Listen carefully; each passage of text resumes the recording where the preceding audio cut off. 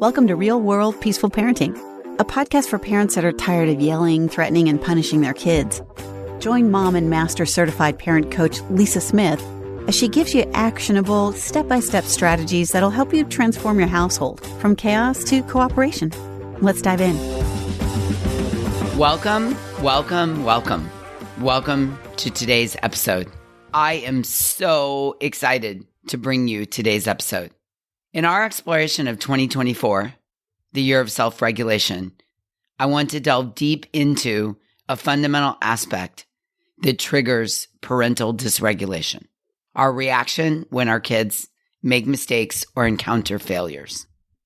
Have you ever pondered why you react the way you do when your kids make a mistake, slip up, mess up? Our responses might be tied to how we perceive these situations and judge both our children and ourselves. Yeah? Let me ask you, how do you react when your kids slip up, make errors, or encounter failure?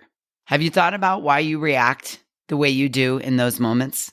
Maybe not. Maybe this is the first time this concept has come up for you, but I want you to take a minute and I want you to think about this. No matter how I react, why do I react that particular way when my kid slips up, makes an error, or encounters failure? And I want you to consider this.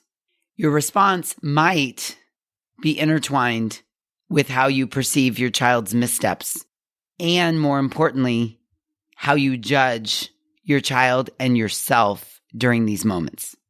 Right? Oh, Lisa, you're going deep on me today, girl, and I'm here for it.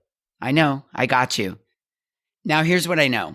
After working with clients all around the world for the past 15 years, one truth stands out. The thoughts we harbor wield tremendous power.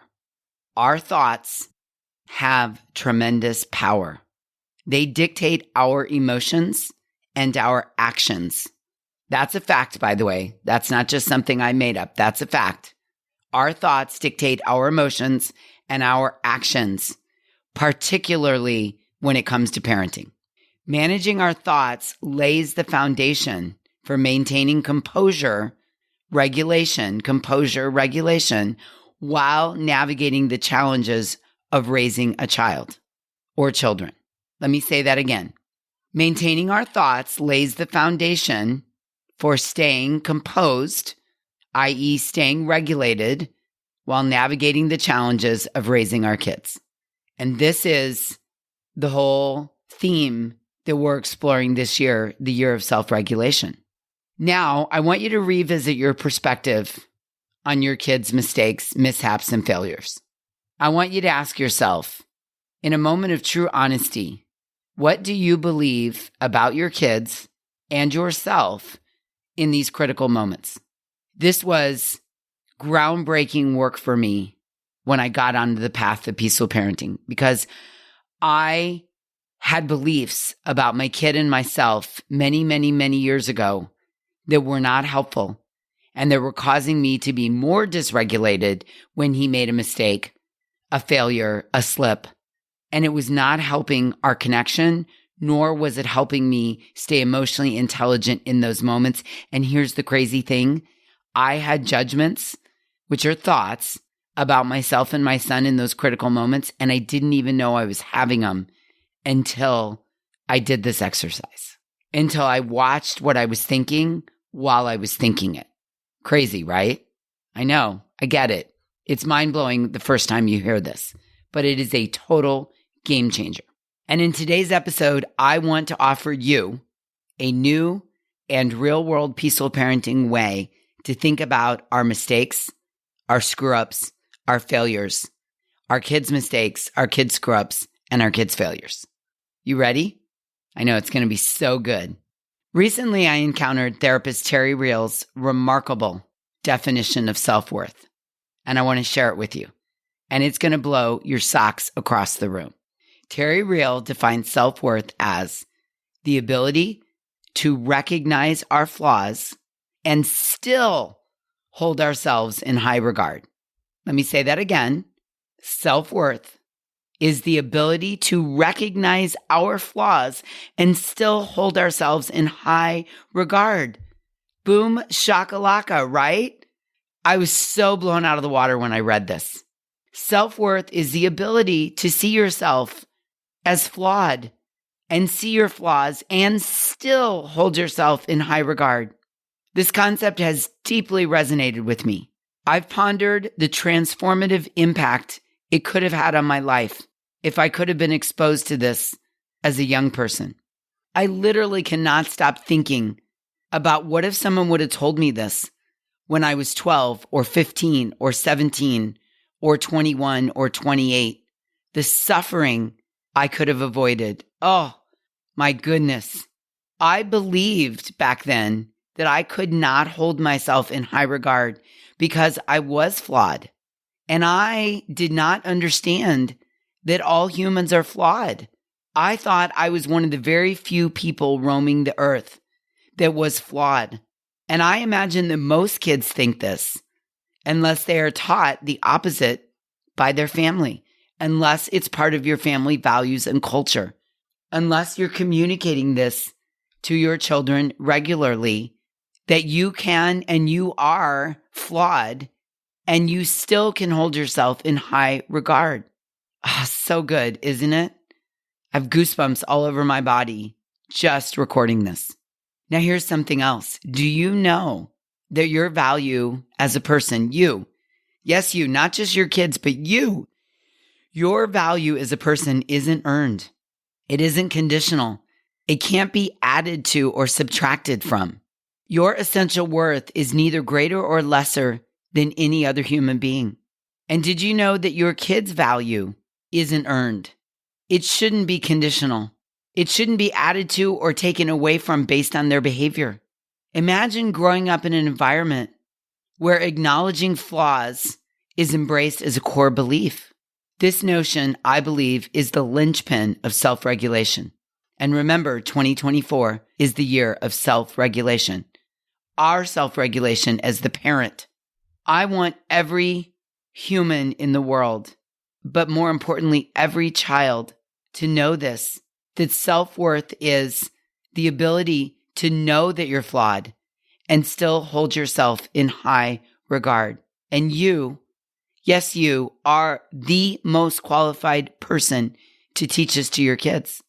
Now, sometimes our kids learn this from coaches or teachers or mentors, but I want you to teach this to your children. I want you to know this. I want you to know the importance of it.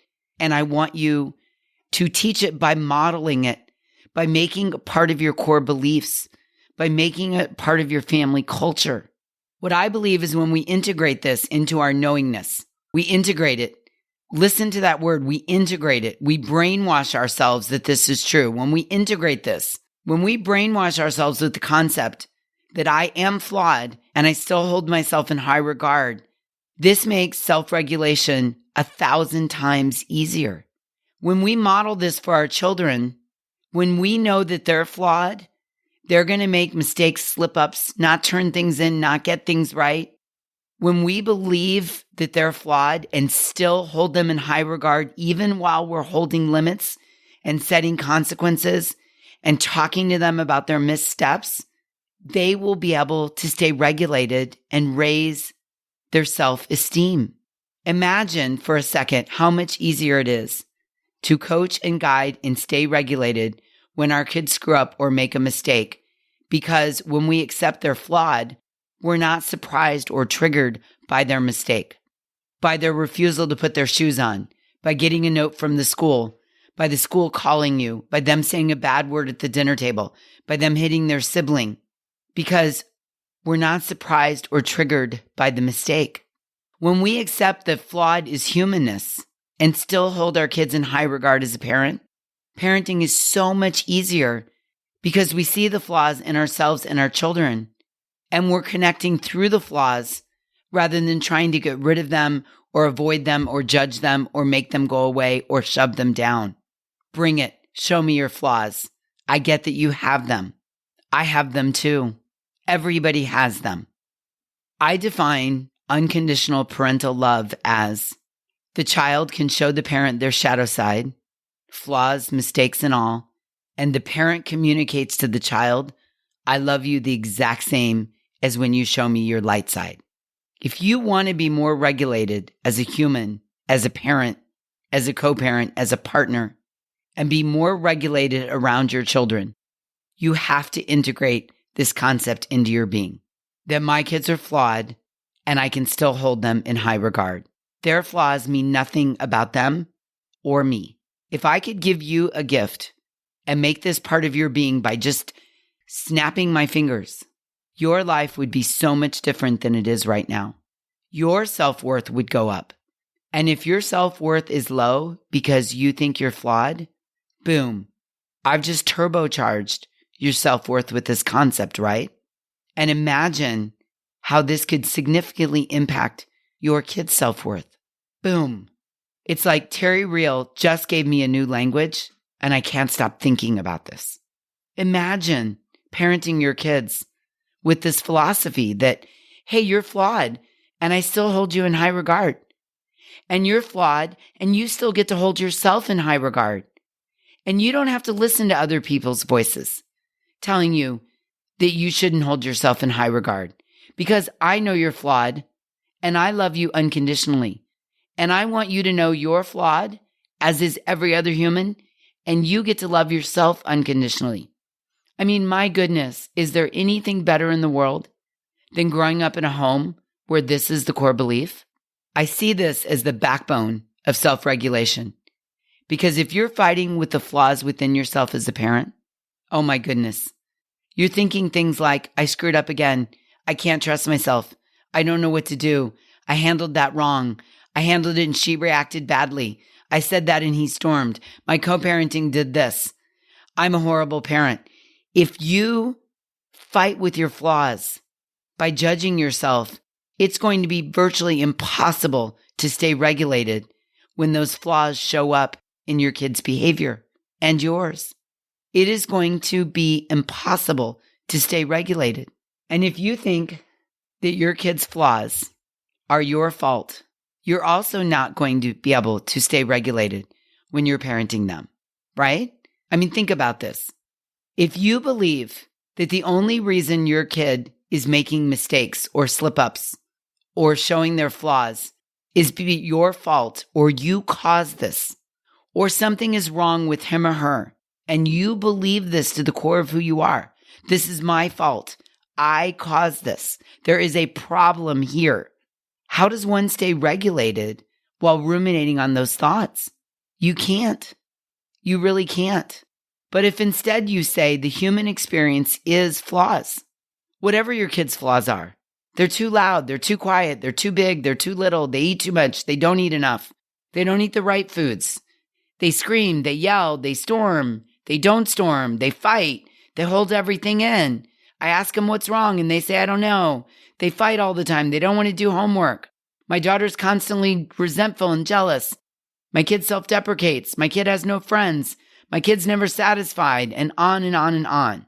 If you see these flaws as a problem that you caused, you think something is wrong with them that needs to be fixed, or you think something is wrong with you, I promise you it is impossible to stay regulated with these thoughts. And then every time the flaw comes up, we're like, oh, there it is. It's so painful. I don't want to look at it. I caused it. She's broken. She needs to be fixed stat. I need a label for this brokenness. I need to figure it out. I need to fix it. I need to make it stop right now. How does one stay regulated? One doesn't. But if instead you say, oh no, here's the human experience, the flaws showing up. How can I guide? How can I teach? How can I parent? How can I set limits around the flaw with no judgment of it? You do that, and everything becomes easier, more joyful. Your kids feel more connected to you. They cooperate easier. And an extra bonus, they have more self-worth in spite of their flaws, mistakes, and screw-ups. The mistakes don't take away or subtract from their self-worth. They grow up knowing, I'm flawed. When the flaws show up, my parents parent around it. My parents teach. My parents help set limits. My parents hold consequences, but it doesn't take away from my worth or their love. That's connection and regulation. And guess what happens when you connect? You get cooperation. So good, right? Ugh. Okay, let me give you an example. Let's say that you have a 9-year-old boy, and every time you try to talk to him about something, fighting with his sibling, cleaning his room, making friends at school, putting his shoes on, listening better, helping out, he self-deprecates. Okay, this is one of his flaws. In the moment, I don't know if it'll last forever, but this is one of his coping mechanisms right now. He self-deprecates. And in the past, when he would self-deprecate, it would trigger you. And it would bring up a memory of when you used to yell at him before you started doing peaceful parenting. You would say unkind things to him. And now that you know better, you don't do that anymore. But his self-deprecating reminds you that you did do it for a period of time. So when he self-deprecates, it's like nails on a chalkboard. You feel so bad because a quiet voice in your head says, you caused this. This is a problem. This is on you. And now he has a problem. And so it's incredibly painful every time he says, I'm so stupid. No one likes me. I can't do anything right. And you get incredibly triggered by his words and your thoughts about his words. And that dysregulates you. And you go into fight or flight mode while trying to parent. Sound familiar? Can you relate to this? Maybe it's so painful that you can't bear it. So you try to make it go away by any means possible. You tell him it's not true. You try to pump him up. You tell him to stop it. You send him to his room. It's so painful that you're literally trying to make it go away by any means possible. That's the problem with the judgment and the judgmental thoughts in your head. We go into fight or flight. And we want it to go away by any means possible, which causes us to show up as dysregulated parents. You with me? But what if instead you create a new soundtrack in your head, i.e. new thoughts about the situation, which you're perfectly allowed and entitled, and in fact, I encourage you to do immediately. What if instead you said, all right, now what? There's no problem here. I didn't cause this. It's his flaw showing up. Let's work through this. Let me see how I can help him. This is going to help you stay regulated as he is showing you his flaw out loud. This is also going to help you look at this self-deprecation as a process problem, not a character problem. When you aren't triggered by it any longer, you can look at it as a process problem, not a character problem that is a character flaw in him or a problem that you caused. Rather, this is just a flaw. And you can even say, I don't like it, and I want to help him work on this so he doesn't hurt himself by saying awful things to himself, but I don't have to take it personally and make it about me as something I did wrong or make it a character problem for him. I promise you, this will help you stay regulated when he does this. Your brain will be able to see this as his current flaw of the moment. Maybe it's a phase. Maybe it will go away. Maybe it will last forever. Who knows? But it's just a flaw. And when you see it as just a flaw, you can set about to listen, guide, correct, model, and support him without impacting his self-worth. In fact, you can actually raise his self-worth, which is kind of ironic, while you're helping him through the flaw. Because you're calm and regulated, you understand that every human has flaws. And right now in this moment, he's showing you his flaw out loud. And your job is to stay regulated while listening, guiding, correcting, and supporting him. You might think, let's figure out a game plan to minimize the impact this flaw has on himself and others. Let's say you have kids that fight all the time, and one always ends up hitting the other. Okay, that's a flaw in the moment, some unmet needs. Let's figure out a game plan to minimize the impact of that flaw on himself by not getting to that flip the lid moment, and on others by setting some limits around not letting one of my kids hit the other. Let's minimize the impact of the flaw on himself and on others. So here's my 2-step process to address process problems. This process doesn't seek to erase the flaws, but aims for understanding and improving the flaws, understanding and improving them, fostering personal accountability, increased cooperation without reducing self-worth. So let me say that again. This process doesn't seek to erase the flaw, but it does seek understanding and improvement. It seeks to foster personal accountability, increase cooperation, and without reducing self-worth. So step 1 is identify the flaw, not the character problem, not the judgment, not the attack. Identify the flaw. The initial step involves identifying the specific flaw. What is it? You're too loud. You're too clumsy. You're too big. You're too much. You can't read. You like fart jokes. You fight with your siblings. As the parent, it's about recognizing and acknowledging the particular behavior, action, or response that might be causing the mistake, the screw up, or the problem. In your head, identify it. My kid likes fart jokes. My kid fights with his siblings all the time. My kid is slow in the morning. My kid struggles in school. My kid is dysregulated a lot. My kid storms a lot. Identify the flaw. And I think it's really important that you call it the flaw. Step 2, figure out either through setting limits or conversations or acceptance or using discipline to teach the brain. The goal is to figure out how to minimize the impact of that flaw on the child and others around him, the family, friends, teammates, society. The goal is to figure out how to minimize the impact of the flaw on the child and on others around him. So step 2 is to develop strategies to minimize the impact on oneself and others. Once the flaw has been identified, the next phase is to devise strategies aimed at reducing the negative effects of the flaw on oneself and others. See, we're not trying to get rid of the flaw. We're trying to reduce the negative effects of the flaw on the child, his or herself, themselves, and on others. And there are various approaches that can be employed. We can set limits, which is establishing boundaries or guidelines around the behavior associated with the flaw. For instance, setting limits on loudness, or setting limits and establishing rules for conflicts with siblings. Another approach could be conversations, engaging in open and constructive discussions to address the flaw.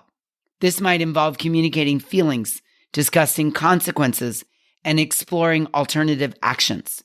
Another approach is acceptance, embracing the flaw as part of oneself and understanding it without judgment. This doesn't mean condoning negative behaviors, but acknowledging them without harsh criticism. And finally, using discipline to teach. Employing discipline, not punishments, which is to harm, discipline to teach. Employing discipline or structured methods to educate oneself and others about the impact of the flaw. This might involve implementing learning techniques, behavioral modifications, or seeking guidance to better manage the flaw. The ultimate goal of this process is to find effective ways to mitigate the negative consequences of the identified flaw on the child and others. It's not about erasing or changing oneself fundamentally, but rather finding strategies that can help navigate and minimize the impact of the flaw on the personal well-being and on the relationship with others. The emphasis lies on fostering understanding, growth, and improvement rather than aiming for perfection or reducing self-worth, the self-worth of the kid and or the self-worth of the parent or caregiver. So good, right? I think this might be some of my best work yet. And I want this for you, and I want this for your kids. So to wrap up, in today's episode, we explored the powerful concept of self-worth, as described by Terry Real. The idea that self-worth involves acknowledging one's flaws while still valuing oneself and understanding this is a critical tool in self-regulation. Self-worth isn't earned or conditional. It's about accepting flaws and still valuing oneself. Integrating this mindset makes self-regulation 1,000 times easier. When we accept our flaws and those of our children, parenting becomes a smoother journey.